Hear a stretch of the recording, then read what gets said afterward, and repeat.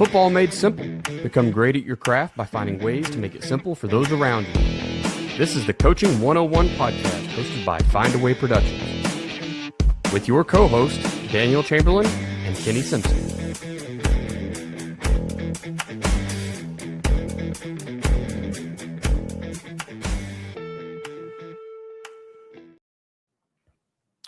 What's happening, coaches? This is the Coaching 101 podcast. I am Daniel Chamberlain, co-host.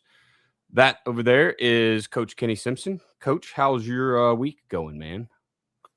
Man, this part of the season, I'm worn down. I got one more clinic to do, install to do, and I know I got spring football coming up around the corner and trying to hire coaches and deal with all that stuff. It's just it's a lot. So for sure. I'm fired up to kind of get on here late tonight and talk ball. I know we're going to keep it a little bit shorter tonight, and I got to get on a plane to fly to Minneapolis tomorrow. I'm getting to take. I don't want to complain. I'm getting to go talk football with coaches. That's right, man. You know, and I'm taking my son. He's going to get a chance to go see Minnesota together and hang out a little bit. So don't have anything to complain about. It's just old men like me, we get tired quick, you know. I know that, you know, last year you were really pushing the your hat with the whistle built in. What I can't remember, the coach's cap. Coach's cap. I don't know if you're even still selling them. You still got them or not. I know, you know, it's but as you can see, guys, I have had to have some surgery today. So that was the wonderful hump day for me this week. Was going over to whoever they are, the people over in Fayetteville, and let them cut out a piece of my face. The weirdest. I didn't know what I was in for. I'll be honest with you. And you know, they numb you up and cut that chunk out. I don't know what yours look like, but mine was like a silver dollar. It's huge. Yeah. No, I snagged a picture. It's gross. It's weird. Mine's been, so far, it's been a blowtorch. Have you had that yet? No. So you go in and it's like a freeze. They're freezing it off. Okay. So that's before they cut. So I haven't advanced to your stage yet. My stage has been I'll go in and there's 5 or 6 spots and they take it looks like a blowtorch. And it's just freezing off the little surface skin cancers. I've got a couple like discolor. You can see that right there, the discoloration. They burn it. And then if it doesn't go away, it doesn't kill it, you got to go back in and then they do what they did to you. So guys that are listening to this, that's the coach's cap. It's COACHSCAP.com.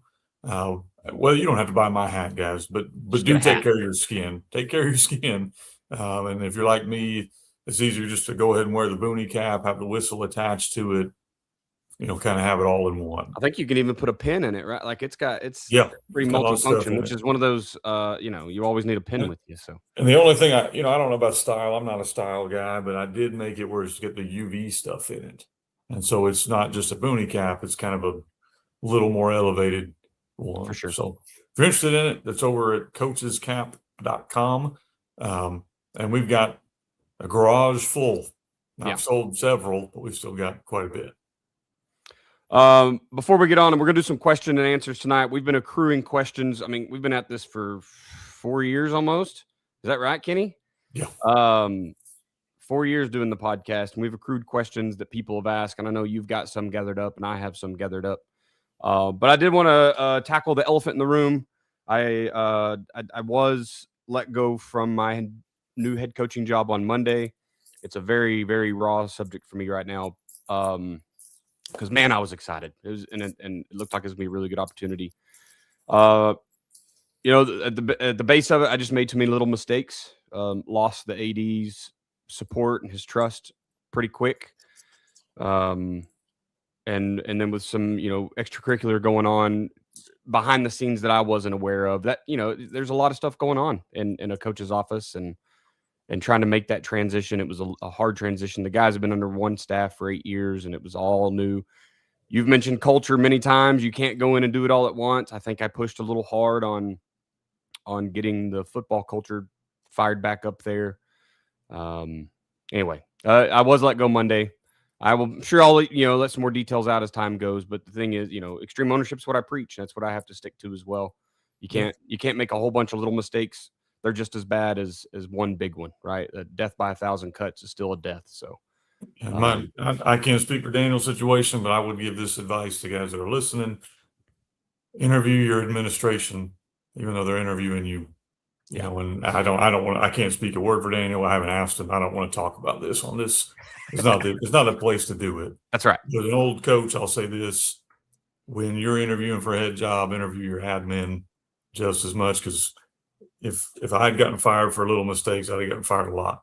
So you got to have an admin that's got your back. But anyway, we'll move on from that, and I can talk to Daniel if you want more details. Yeah, absolutely. All right, man. So first, let's get the quote of the week knocked out, and then we'll move on from there. Yeah. So a couple of things I want to pitch. I'm going to do quote of the week here right now. We got Team Themes Volume 6. It's going to come out in July. And of course, we have Team Themes 1 through 5 that are already out. This one is from, I'm trying to look at the word here real quick, from the word intent. We gave this word to my kids the other day. I thought they would know that. So I said, hey, guys, we gathered around. We're going to do some sprint work. And kids hate when they hear the word run, even though we're just sprinting. And I said, hey, do you know what the word intent means? And I said, yeah, we know what intent means. They were not bad with it. I said, guys, let me put it this way. Like Coach Simpson buried to Miss Jamie. They all know who Miss Jamie is. I said, I go home and say, hey, baby, I want a kiss. And she kind of rolls her eyes at me and gives me her cheek. She did what I asked. If I come in there and she gets her, her hand back of my hair and just pulls me close, I said, which one do you think I was hoping for? And they go, well, the second one. See, that's intent. That's kissing with intent. I said, when we're running, we want to run with intent. You could just line up here and just check the mark and go. But we want to use intent. So quote comes from that chapter. And that chapter, we're using Tom Landry. And he says, for intent, it says, you can't improve what you don't define. I thought that was pretty good.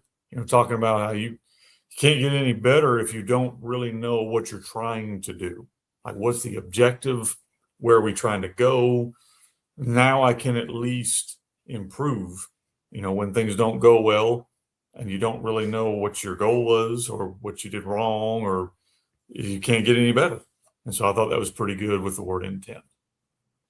I like it. Yeah. Want to pitch one more thing. So yes, this is not out yet. So you guys can't buy it yet till May 15th, but I got a couple advanced copies of Iron Valley. So Iron Valley is my first ever fictional book. Look at how big that is. And there's not even like coloring or pictures in there, Daniel. That's all words.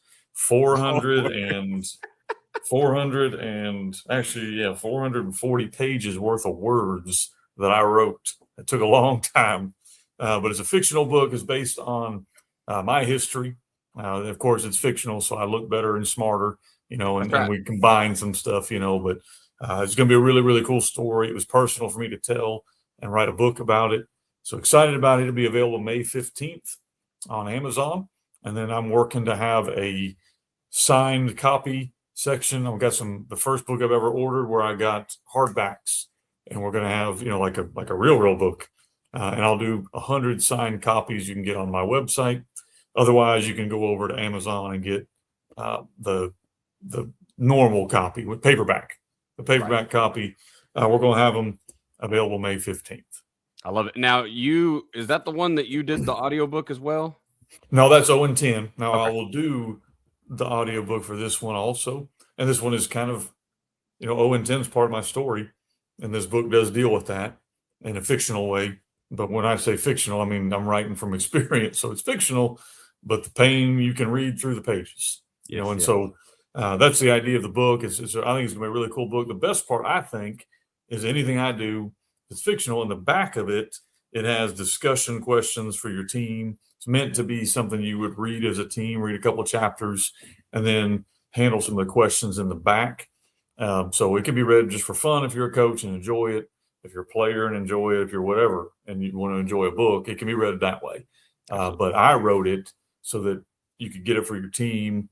So we're going to offer bundles down the road where you can get, 50 of them, and we'll give you a pretty good little discount. I don't care to make a dime on this. I just want the story to go out and be read. And so it's going to be available May 15th. And then we'll have on my website, we'll have signed copies if you want one of those for the first ever fiction book I've done. And then we'll also, eventually, we're going to have bundles where you can get it for your leadership council, or you can get it for your team, or you can get it for your coaches. Be a really good book study because I think it's an easy read. But there's a lot of lessons that I had to learn that you can kind of pull out of there. For sure. No, that's good. The bundles and book clubs and getting coaches reading the same thing. I think that's a really great way to do that. So targeting it and put them together is really good on you. Right. I want to mention our sponsors real quick, acesports.com. They've been our title sponsor for essentially the whole 4 years that we've been at this. We couldn't do this without the Ace Sports. You guys should jump out to acesports.com, reach out to, man, I'm forgetting his email. Mark Bridges. Thank you. Mark.bridges@acesports.com. I just clicked over and saw it too. Get a hold of Mark. Okay. He's got big things going all the time. Share your visions, your dream, and kind of let him show you what the steps are to get there, whether that start small and build up. Kenny, I think that's kind of what you did, right? Was Right. Find a way to get turf, find a way to get a video board. And now you're building like an outdoor or an indoor practice facility. Hopefully. Yeah. Like, there's lots of stuff, but the steps are there. You're taking the steps. It's not all, Rome isn't built in a day. So share your vision and let him kind of show you how he can help. Also want to talk about Winning Edge Performance Analytics. I'm working with Doug. In fact, he texted me about an hour ago, and Doug, I know I haven't texted you back yet. Please don't hate me. It's been a wild week. So, but we're pushing through with automating reports. So like my defensive call sheet that I use is strictly based off, it'll be self-fed by the data that the other team puts on film. So when I go steal film from all over the internet, you coaches that still have your film out there, I've probably downloaded 150 films this offseason from last year. But I can take that, I can break it down the way that my lingo tells me, and then my report is auto-populated in Winning Edge Performance Analytics to tell me by down and distance, by formation, by personnel, whatever you want. It'll auto-populate. And that's my call sheet on Friday night. So I don't even have to make a call sheet anymore. I think it's going to be a really neat tool to play around with.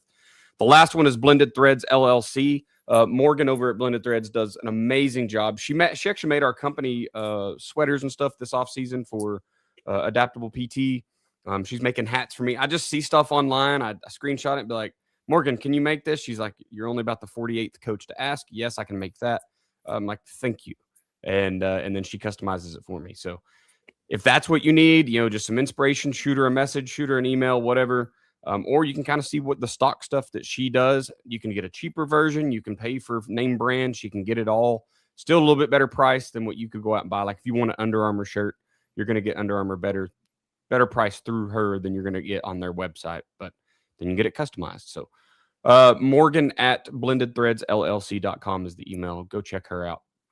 All right, man, let's jump into it here. So it is Q&A night, and kind of the format. I know you have some questions too, but I think I want to ask a question and we both answer it, and then you can pop your question and we'll go back and forth like that. That way we get some content here and guys can hear from both sides.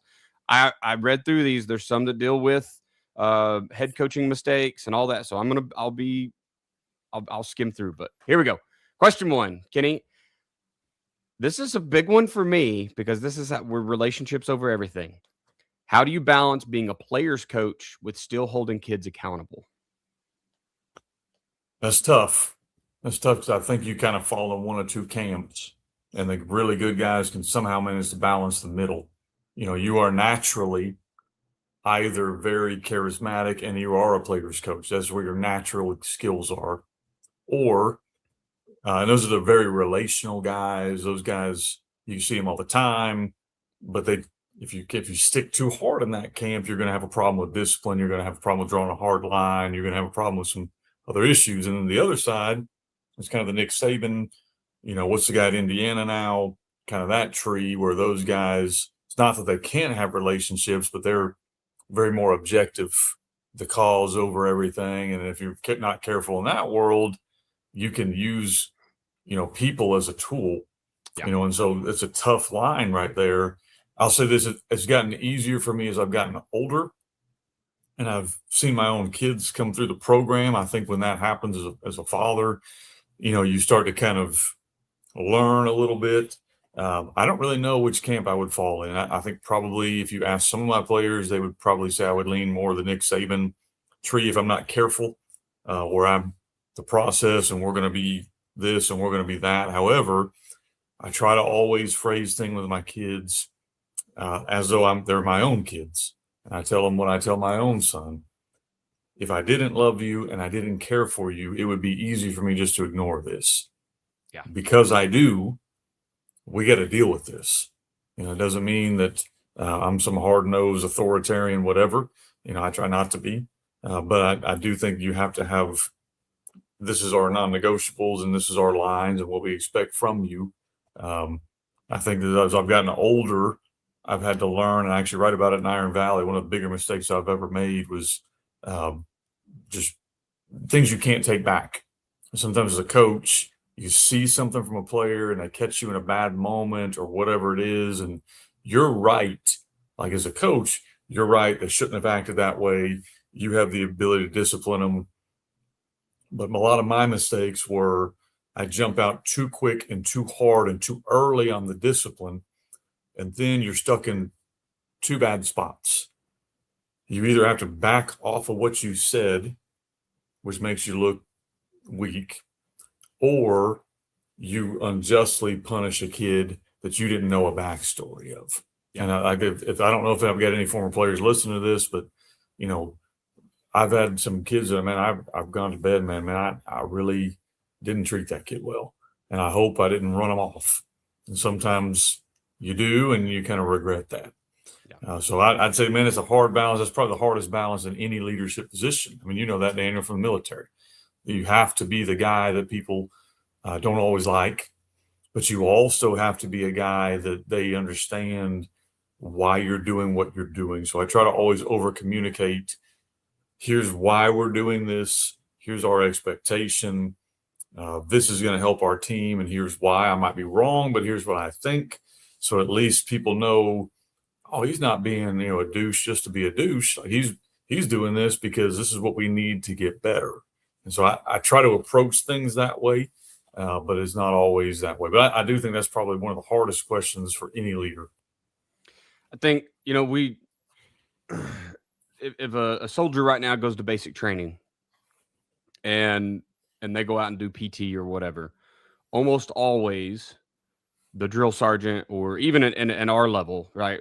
Somebody comes to my unit today, if a sergeant is going to go out and give them general punishment or discipline, none of it's supposed to be or punishment. It's supposed to be discipline. But a lot of times those guys will do the push-ups with them. They'll do the exercise with them. And that's something I started several years ago was, if the kid's got to line up and run because they're just having a crappy practice, go run with them. If a kid his grades are kind of low, run some of it with him, right?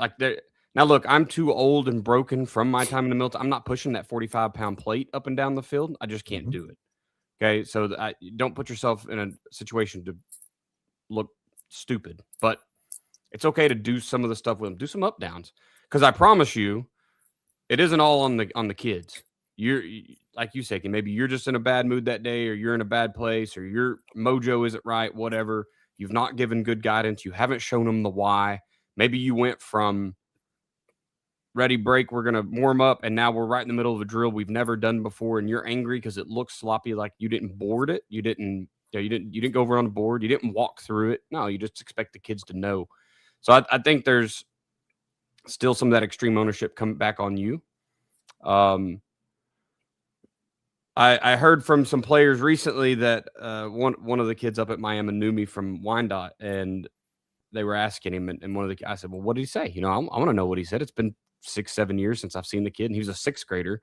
And the thing he remembered was like, coach was awesome, but he wasn't taking nothing off nobody.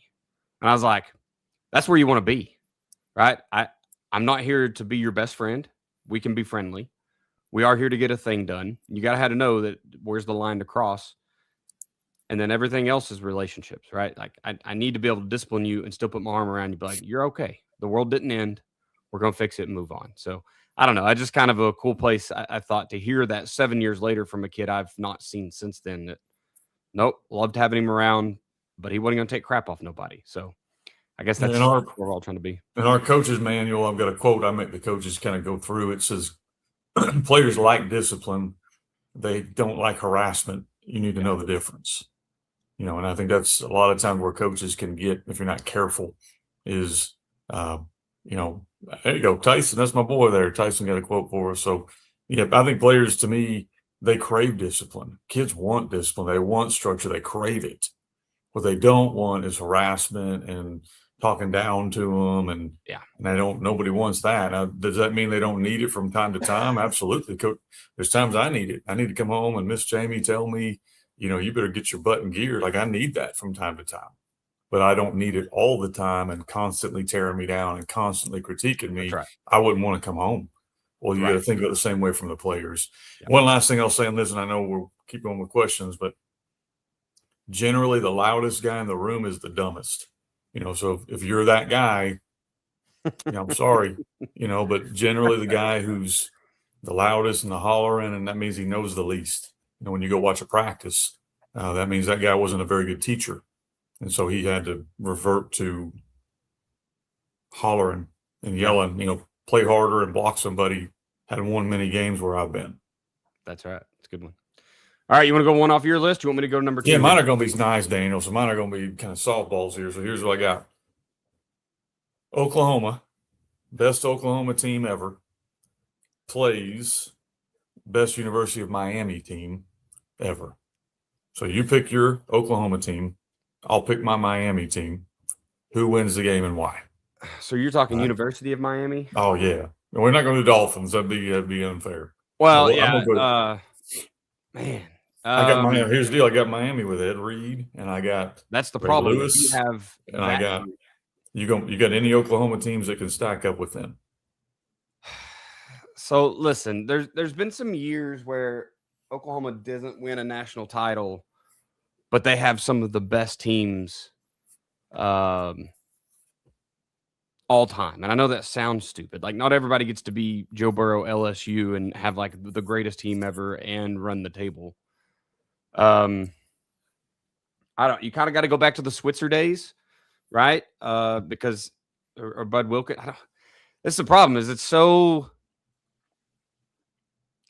football. Football's hard to do that way, because like you go back to Bud Wilkinson when he's using the rules to his advantage, and maybe he does beat those guys just because he exhausts them. He was running 4 plays a minute because he could just sub out to his second group and continue running 4 plays a minute. Like, Ed Reed's going to get tired. You know what I mean? Yeah, Michael Irvin might not. I didn't know. I was kind of curious who you would go with your Oklahoma team. So my question is going to be a little softball. We got the NFL draft coming up too, so get ready for that too. So I'll go back to your real serious question. Give us a little more depth. I think you've got to go back and look at the 2000 Oklahoma squad, 50s, like the 56 squad, 74. I don't know, man. There's so many good ones, but I don't know how they match up. I don't know that anybody beats that Miami team. That might be the single greatest conglomerate of players all time. They're pretty good. So I hate to admit that on the air. Adrian Peterson could do some things, but he didn't get to win a national title. But that team was pretty rock solid. So I don't know. You give me Bob Stoops, Bud Wilkinson, you give me Barry Switzer, I'll take on anybody in the world, honestly. I just don't know. I don't know what one team to put up against them. Sure. Go for it. What's the next one? What's one thing that you believed as a young coach that you completely disagree with now? Oh man, that's a real good one. I'll give you one. I used to think that if I was a really good Christian and a good person, God would bless me with wins. Like I equated winning with holiness. So I don't want to kind of preach to people here, but like I kind of saw it. I saw these teams that, really good Christian guys, and they were winning championships. And I went, man, if I was a good enough Christian, we would win this game. Like if I did good enough things, we would win this game. And I started to realize I was putting all of my focus on winning games. Like that was the ultimate for me, was to win. And when my mind shift kind of switched a little bit to where it wasn't just to win, I want to win because I'm competitive, probably most competitive person you'll meet. But when I switched my focus more towards planting seeds and trying to take young men and make them better people, and I started viewing those successes above wins, then it made sense. Like, yeah, if you are a better person, you will be a better mentor to young men. That does make sense. But I think there's a lot of coaches that will view themselves as a failure in a lot of ways because they're not winning games. If that's the only measure of success and standard you have in our profession, because there's a lot of like really, really bad people that win games because they understand the scheme and they get a lot of talent. Yeah. You know, and you have to kind of understand that it doesn't matter how smart you are or how holy you are or whatever you fill in the blank you are. If their dude runs a 4.5 and your dude runs a 5.2, it's going to be a problem. You know, it's going to be a problem. And I think that's one thing as a coach, I overestimated how important I was in the win column. I think we do impact it a ton, but players still win games, you know, and then our job is to do a lot of things with players. So I know I kind of went off on a tangent there, but No, it's it was kind of a random question there. So what's yours? You were young and you're still kind of young. Where are you going?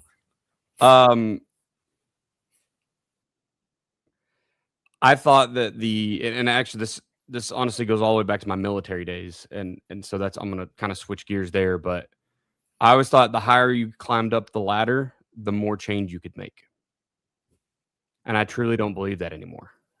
Everyone has a boss, and everyone's boss really dictates what's really going to happen. So it doesn't matter if you have a really cool fundraiser idea, if your boss isn't going to do it, it don't matter. And if his boss ain't going to do it, it doesn't matter. Somebody has got a boss on the way up that may or may not like the thing that you're doing.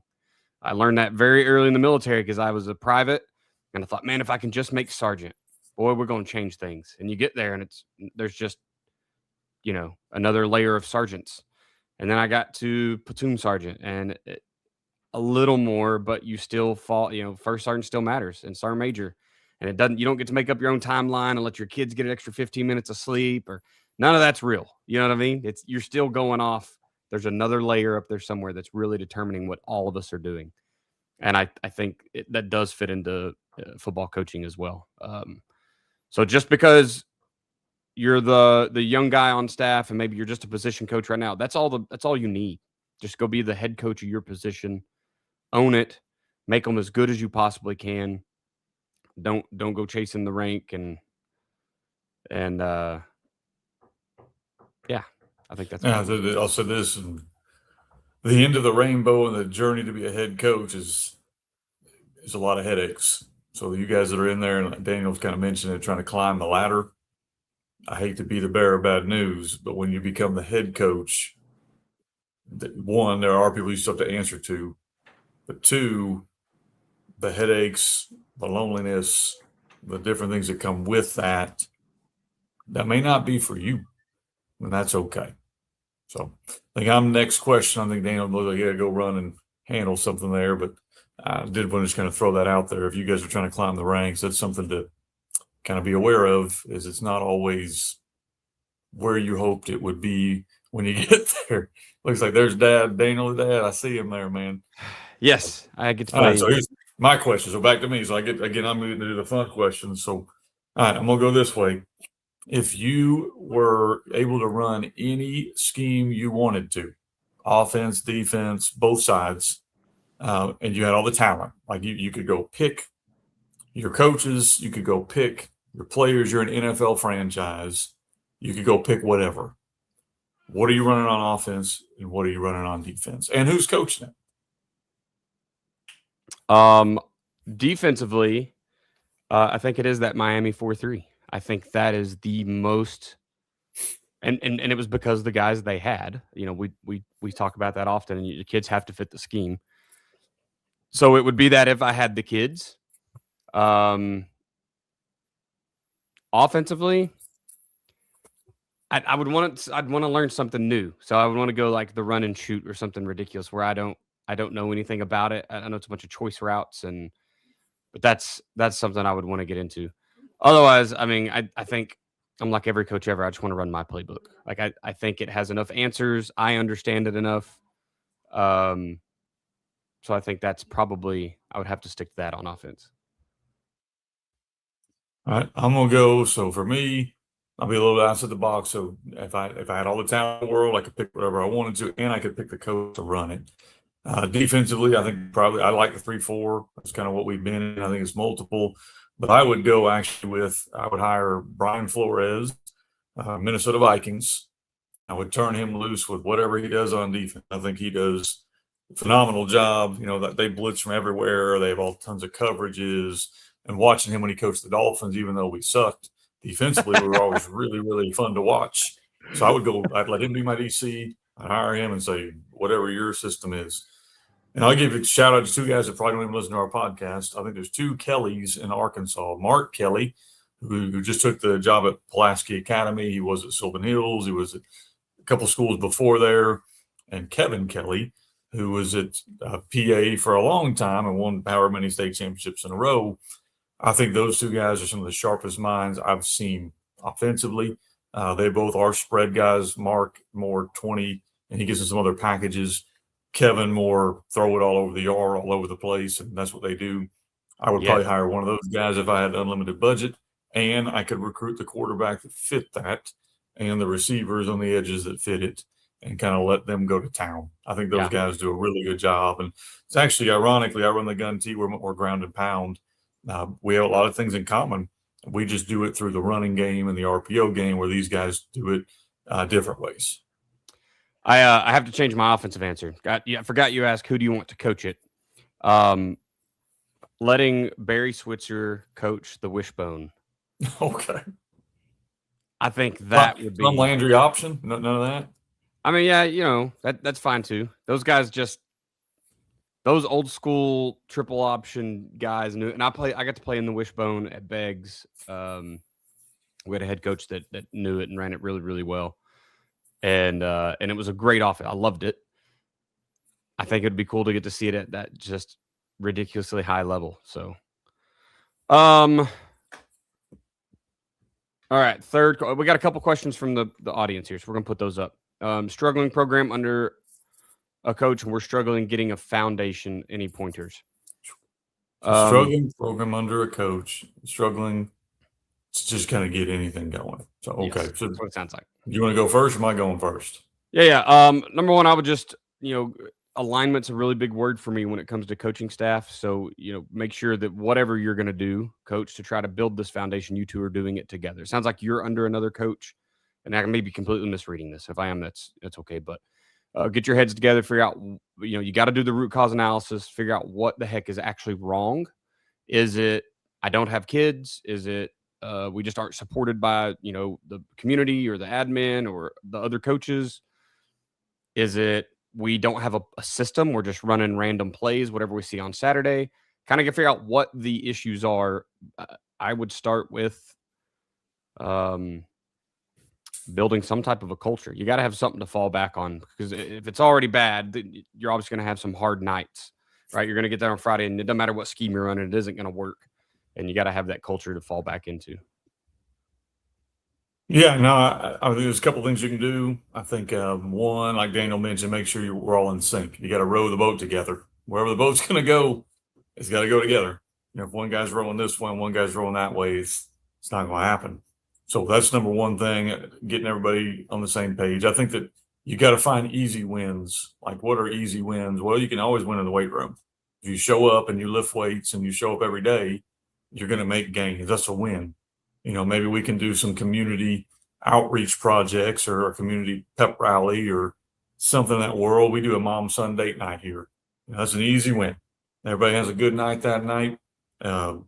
Just what are some things we can do to create easy wins? And then I think you have to set realistic goals. If you were 0-10 last year and you walk in there and think you're going to win every single game with a state championship, I mean, it could happen, but, lightning could also strike you. It's probably not real realistic. So you start looking at, okay, who are the teams on our schedule that we realistically think we can beat? And then let's structure our team to give us a chance to maybe win some of those games and kind of keep it at that. Or maybe it's you're playing a team and you're not going to be able to win, but hey, last year they beat us 52-0, and this year, they beat us 35-20.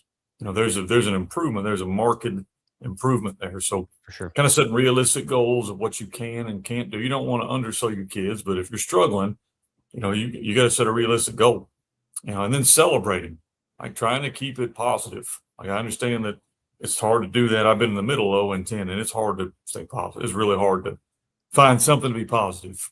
But finding things that, hey, we can We can celebrate this because we are making progress, and we can continue to move.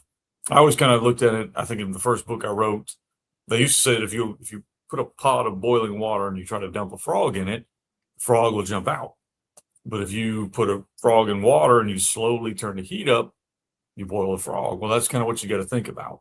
Like, you can't just go in there and say, we're going to do X, Y, Z, here it is, and those kids are going to freak out on you, and it's probably not going to go that way. So maybe you're struggling with no one shows up to workouts. Well, the old school coaching me would say, well, kick them all off the team. Well, okay, that's not realistic. So what can we do? Well, how do we make workouts work better for the kids? Maybe we change the time. Maybe we incentivize it somehow to make them want to be there. Maybe we cut back on how much we're asking them to do. I don't like some of those options, but you got to kind of meet them where they are and then slowly progress it up. Yeah. Set up easy wins and things that you can show the kids, look at our progress, look at where we're going. And that creates buy-in. Like Daniel mentioned the word culture. You want to create buy-in of, okay, coach knows what he's talking about because look how I've gotten better. And then kids believe in you, and then you have at least a chance. Doesn't mean it's going to work, but at least you get a chance. Yeah, I love it. One more here. Coach Smith has came to a couple of your Southside national clinics. So he said, how important is spring for the both of you, your programs, and what's the number one thing that you want to accomplish? Spring, I'll leave it up so you can read it while I'm talking here. I think spring is, it's good for two things. For me, it's more for the coaches. You generally have a little turnover, a new coach here, a new coach there, getting them to understand what the practice looks like, what the expectations of the coaches is at practice. Maybe they're still trying to learn scheme right there along with the kids. So I think that's a great place to introduce things like practice shells. And, Kenny, I know you're a big practice guy, right? We want to see it, give them their why. Excuse me. Break down and practice it and then get back together in team or whatever, right? So, and I 100% bought into that method as well. But I think the two things, I know you asked for one thing. I think you've got to get your base, whatever you're doing, installed. Oklahoma made the change 2 years ago, I think, where we get our future freshmen, so our rising freshmen. We used to not get those, so people didn't really like spring ball because you only had 11 or what would be your sophomores and up. And if your team's big enough, that's all you need anyway. But a lot of us are small school coaches.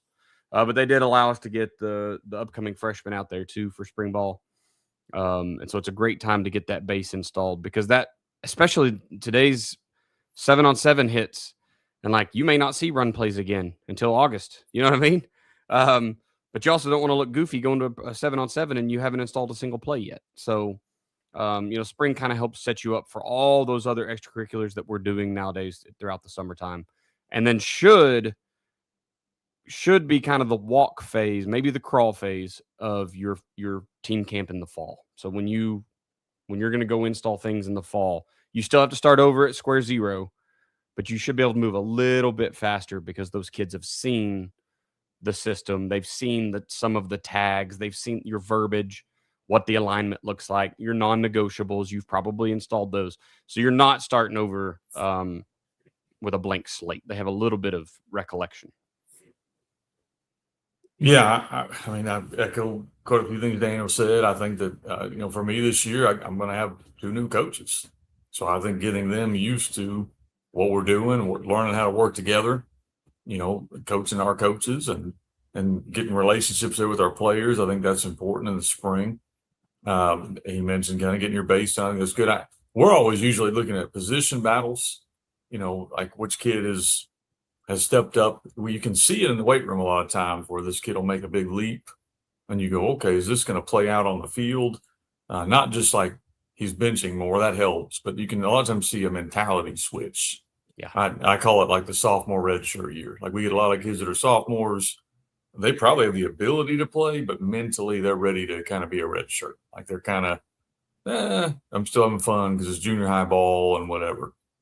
And then a lot of times that mentality will shift in the weight room and you want to confirm that. Like I want to see on the field, okay, this is translating over. So we're looking at position battles, and then I'm also looking at building depth. Like we're going to try in the spring to play as many kids as we can. And we're going to try to play in the summer as many kids as we can. And then basically I just tell them, the guys in the spring, everybody's getting equal opportunity. And by the time we get to June, that's going to shrink a little bit. And by the time we get to July, it's going to shrink again. By the time we get to August, it's going to shrink again. And by the time we get into playing conference games, which for us is usually September, it's going to shrink again. So you just want to kind of stay on the right side of that bubble on each of these cuts so you can play, because we want to play as many kids as we can. But I'm not losing a game because I want to play 22. Right. I'm going to play the guys who are going to help us win. So we're looking at basically depth. We're looking at position battles. And we're looking at grooming our coaches. I've been blessed to be where I've run the same offense now for a long time. So the scheme stuff is important, and we do want to get it in, but it's not as important for me as it probably is for a coach who's new at a school or running a new offense. If you're that, then like Daniel mentioned, you need to leave the spring with kind of an identity and a base so that you can kind of move forward throughout the summer. Yeah. I know Coach Smith coaches, he's part of the Memphis Police Department and the youth league up there. And Coach, you can correct me if I'm wrong. I think he started that or had a foundational piece in getting it started. So it's been cool to work with him. I met him at Batesville or Southside, I guess. Well, we were in Batesville because we were at the after party thing there.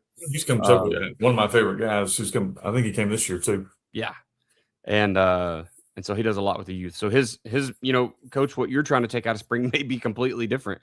It may just be getting kids lined up right. I don't know what level of all that each of your kids is at, but all right. I kind of forgot where we are over here. Let's see. Hey, you got this one because you hired a bunch of people this year, or having to. I think you're still trying to hire people, right? So, yeah. What's the biggest mistake head coaches make when building a staff? There's several mistakes. I'll let y'all pick. The guys that are listening can pick what they think is the biggest one, but I'll just list several mistakes. Mistake number one is thinking that you have to only hire people a certain way. So you have to put out an ad here, and whoever puts a resume in and go through a formal process. And a lot of my hires are guys I made a phone call to that I've created a relationship with. When the job I know is coming open, they're not even looking for a job, but you recognize and kept a list of, man, this guy impressed me. This guy impressed me.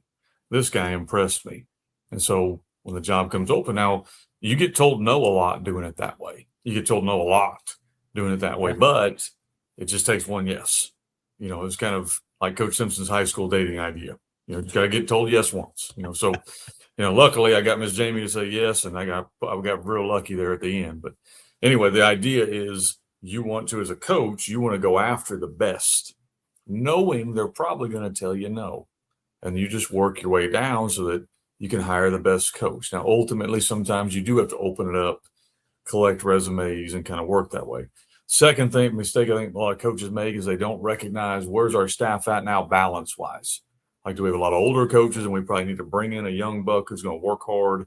Do we have a lot of schematic gurus and no relational guys, or the opposite? Do we have a lot of super high energy and we kind of need that balancing presence? What do we need, not just position-wise, but what do we need within our staff? So for me, a lot of times, now there's certain positions you got to hire. I had to hire an O-line guy. No way around that. But a lot of times I need to hire the best coach. And whoever that is and whatever he coaches, we will shuffle guys around to make it work. Or, hey, I recognize on your resume you only coach DBs. We need an outside linebacker coach. And I think you're really talented, and we can teach you how to coach outside linebackers.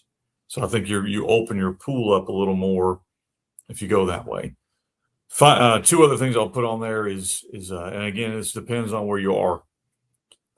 I think if you have a question about a guy's loyalty, you just need to go and have that conversation and get rid of them pretty quickly. I think there's a non-negotiable there. If you are hiring a guy in, or you're going into a place and you have the ability, not always the case, and you have the ability, if there is even a hint that there's an issue with loyalty, you got to move on. And I know that sounds cruel and that sounds mean, but for the best interest of both of you, probably need to part ways, And finally, I would say that, don't just hire friends. I know that sounds weird, but, don't just hire buddies. Try to hire who fits the need that you have. I'm going to kind of triple stamp your double stamp here on one of these, and that is hiring good people. I personally don't know. I don't know that you even got to put an assistant coach on a board. You know what I mean? I don't really care what you know X's and O's. I can teach you X's and O's. You got to have good people. At the end of the day, if what's most important is for the kids, Antoine said he's heading into year 9, and he appreciates us. But if you're going to put these people in charge of other people's kids, and you got to ask yourself that question: would I want my kid coached by him? Yes or no? I don't care what his position is, and if the answer is no, there's no room for you here. The other thing is, and this one's a little bit different than yours, but I think you have to hire your weakness, which means you have to do some self-evaluation and figure out what the heck is your weakness. For some people, like I consider myself a hard charger. I'm a go-getter. I struggle with maintenance. I struggle with doing the little thing. You know what I mean? Like sweeping my floors. My wife laughs because I don't sweep and mop and all that crap. But boy, you get me on a telephone and I will pace and I will find a broom every time and start pushing crap across the floor. But I'm not a big maintenance guy. I'm kind of a think tank problem solver, push to get the next thing going guy. I got to hire somebody that's just happy doing the maintenance stuff. You know what I mean? Just happy doing the little piddly thing every time. If you're an offensive guy, obviously you need to get a defensive guy. You said a while ago, if you're, the yeller and screamer, you better have a calming presence or at least a get back coach.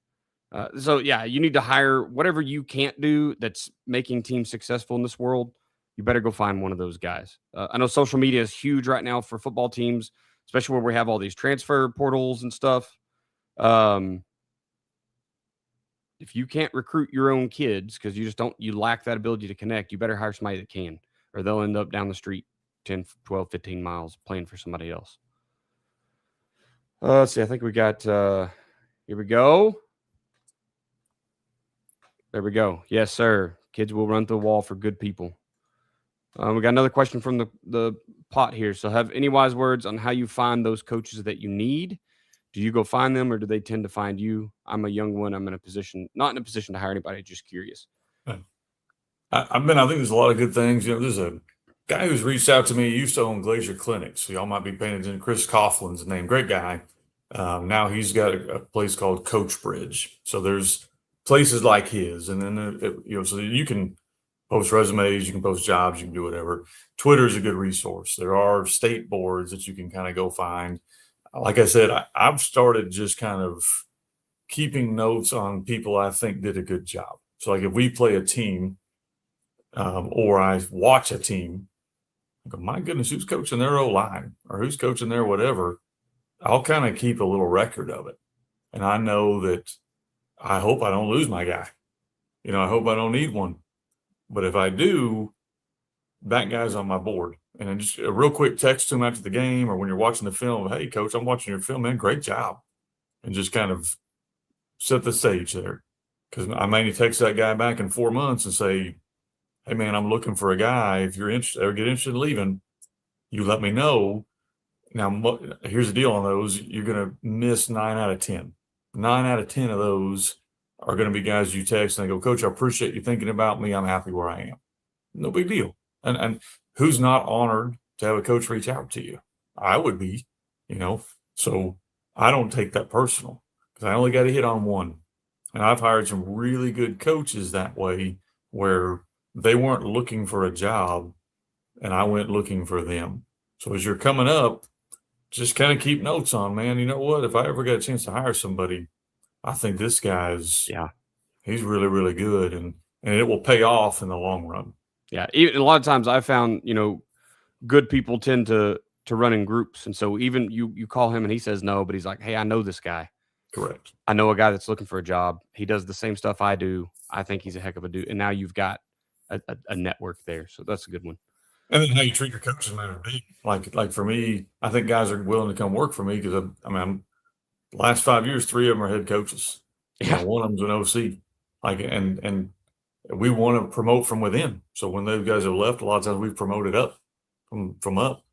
And so I think that's kind of, if you're a head coach and you get the reputation for you're willing to help your assistants achieve their goals, you're going to get more guys.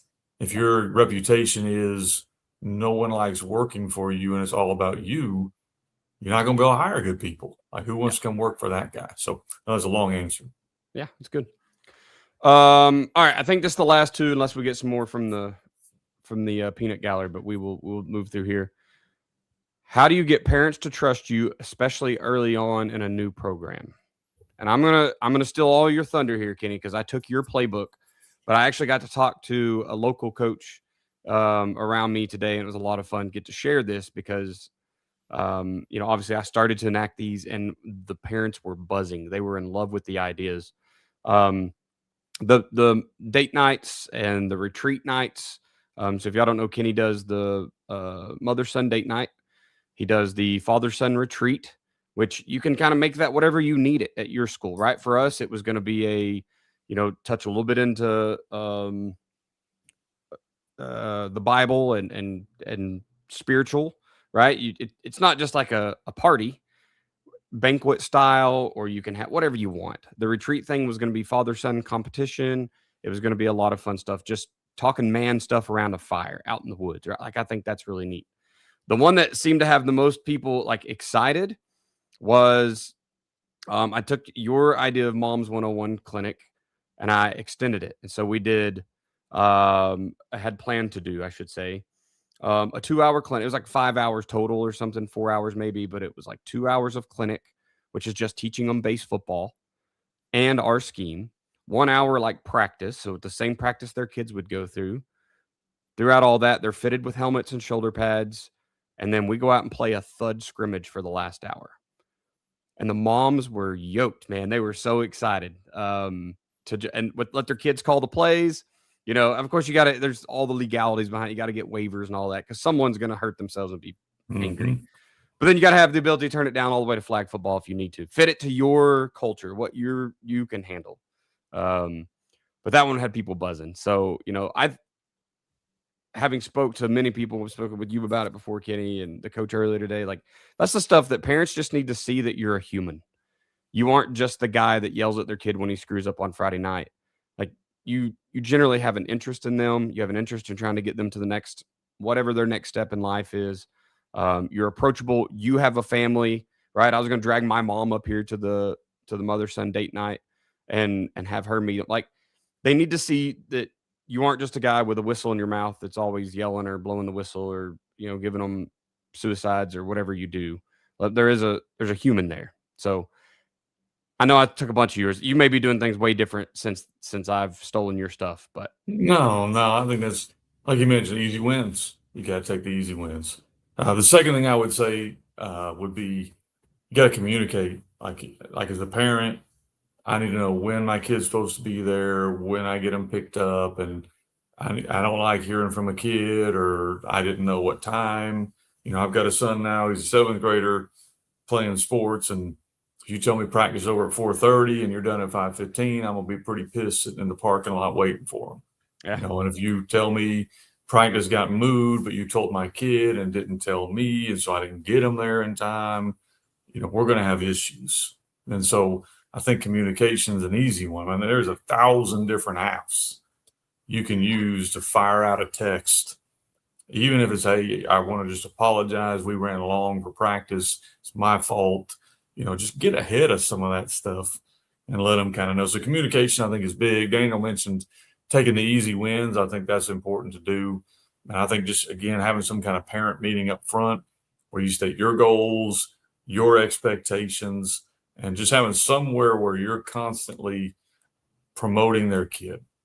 They see you promoting their kid, whether that's a Facebook group that you maybe set up, maybe it's on social media, maybe it's just they just hear you talking about how great their kids are, and I think that's sometimes you can have self-fulfilling prophecies in that, where like I don't know if you know what that means, but basically that means like you pull a kid in, he really hasn't been a great leader on your team, but you see the ability. And so you just speak truth into him about you're going to be a great leader. I know you're going to be a great leader. That's blah, blah, blah. And all, before you know it, that kid's a great leader. That's right. And I think that like if you can speak life into these kids a little bit and the parents see that, you're not going to have no parent issues. I can promise you that right now. The minute their kid doesn't start, you're going to have a problem. It's just how it's going to be. Parents always want the best 10 kids on the team and their kid, right? Like that's, yeah, and Coach Sims is not any different. When my kid played basketball and sat on the bench, I knew he wasn't good enough to start, but dadgummit, he should rotate in more. I knew that, and I coach. So I know where they're coming from. So just know you're going to have those problems. So you need to do enough easy wins early where they at least cognitively know, hey, coach does care about my kid. For sure. Last one here, unless we get any more out of the crowd. If you had to start a program from scratch tomorrow, what are the first three things that you're doing? Okay.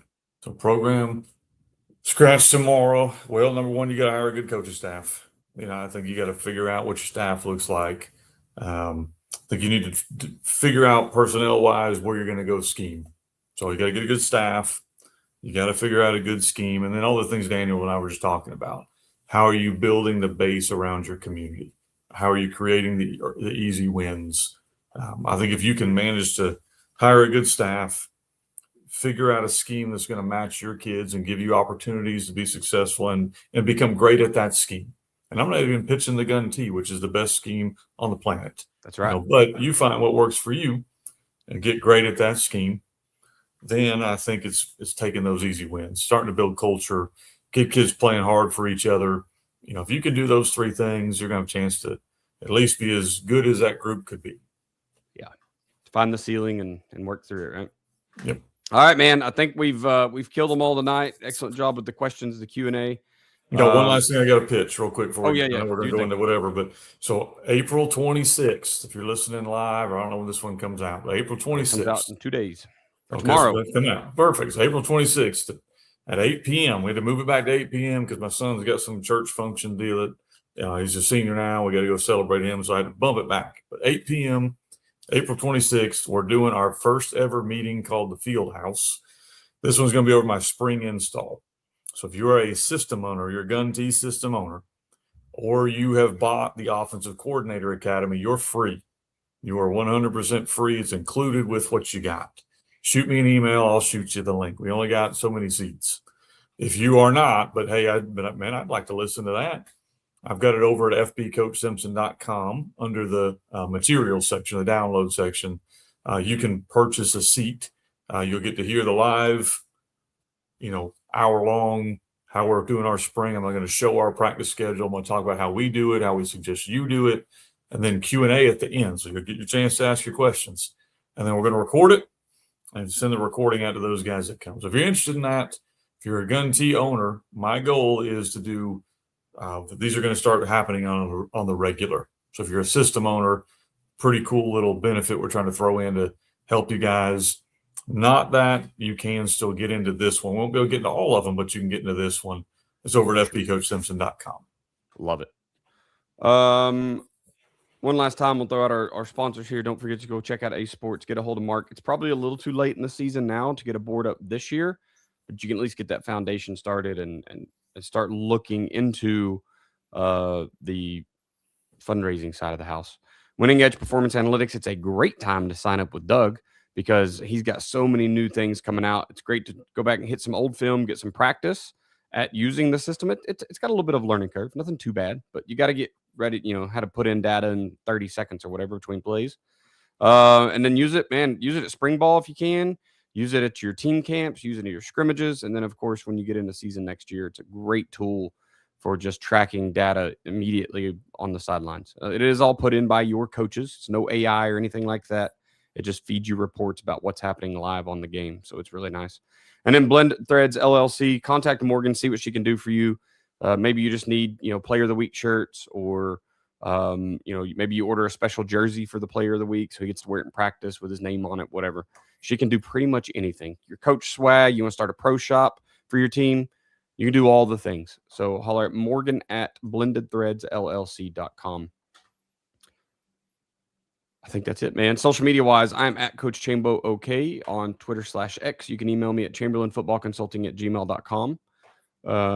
Coach Simpson is all things at FB Coach Simpson. So FB Coach Simpson at gmail.com. Go to fbcoachsimpson.com. Check out. Now you've got the Gun Tees over on its own website now, right? Gunteesystem.com. So you guys make sure you go and check those things out too. I got us both up on the Facebook. There's plenty of groups. You can get into all the coordinator groups or the head coach academy group. There's tons of stuff to jump into where you can find Kenny and I talking. The podcast is at Coaching 101 Pod on X. We want to thank you for being a listener to the Coaching 101 podcast. We'll hope you join us next week as we continue to make the complex more simple. Please consider subscribing to the show so you will always know when the new episodes are out. We'll leave you with this. It's hard to beat someone who never gives up. No matter the situation, find a way.